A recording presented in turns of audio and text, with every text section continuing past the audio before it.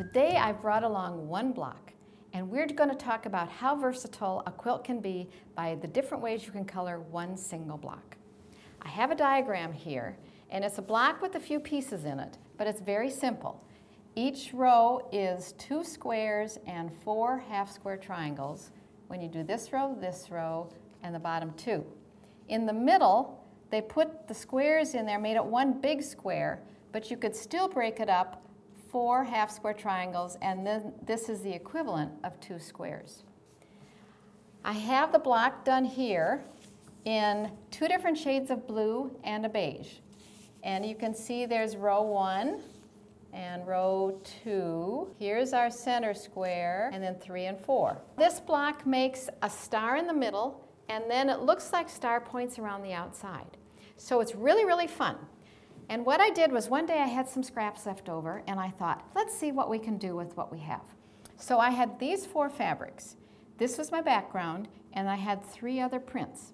And I took this block, and I started playing with how many different ways we could do the stars in the block. So I have 9 samples here, and I could have done more, but I ran out of fabric. So here's 9 to start with. In this one, the lighter gray is the center and the outer tips, and we have a nice pretty dark gray star. Here I flip-flop to the light gray center star with outer tips, and we left out the green, so it looks a little bit different. Over here, I think this one looks the most different of any of them because we used green partly as the design and partly as the background, and I moved it into the corners so it elongates all this green. And in these 2 blocks, you don't really see the corners at all, but it's almost like arrows going out because this was all the same color right here. This one, we just have our green center back to a dark star with a light gray star around the outsides. And then this one is reminiscent of this, although we didn't quite go into the corner, but we have an elongated star there. We've used just the gray, the 2 grays, and a little bit of green thrown in for the background right here, which is something we hadn't done before. Over here, we did a green star, dark center, and then we moved the dark into the 4 corners, which adds another dimension. We don't have 4 dark corners in anything else. Down here, back to just the 2 different grays, but more dark gray this time and less light gray. Over here, no dark gray.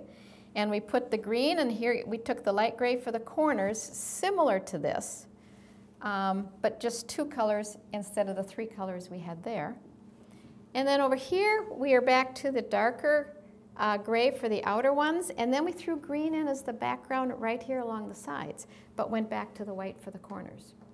So there's more ways we could do this. If we threw in another fabric, we could extrapolate out a whole bunch of different ways, but you get the point that there's such a fascination in how do I color this, and you can see you can have the same fabric, same block, and it can look so different. So if you have something you really like, go with it. If you have something that you think, yeah, this is okay, but maybe it could be a little bit better, maybe it could. Maybe you just need to rearrange the fabrics and the order they are in the pattern in the block, and it'll be just great. Happy quilting from Millhouse Quilts.